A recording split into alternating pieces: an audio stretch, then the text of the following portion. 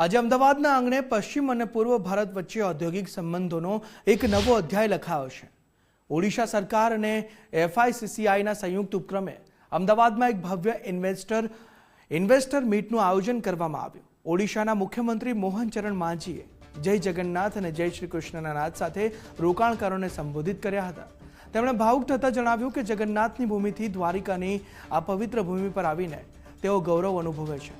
મુખ્યમંત્રીએ ગુજરાતના ઉદ્યોગ સાહસિકોના વખાણ કરતા કહ્યું કે વેપાર ગુજરાતીઓના લોહીમાં છે। તેમણે ઓડિશામાં ટેક્સટાઇલ, પોર્ટ, ટુરિઝમ અને માઇનિંગ જેવા ક્ષેત્રોમાં રહેલી વિપુલ તકો વિશે માહિતી આપી અને ઉદ્યોગપતિઓને ઓડિશામાં રોકાણ કરવા માટે ખુલ્લું આમંત્રણ આપ્યું છે। વડાપ્રધાન નરેન્દ્રભાઈ મોદીના નેતૃત્વમાં ઓડિશાના વિકાસની ગતિ તેજ બની છે તેમ જણાવતા મુખ્યમંત્રીએ આ કાર્યક્રમમાં અનેક મહત્વના એમઓયુ સાઇન થવાની પણ પુષ્ટિ કરી છે।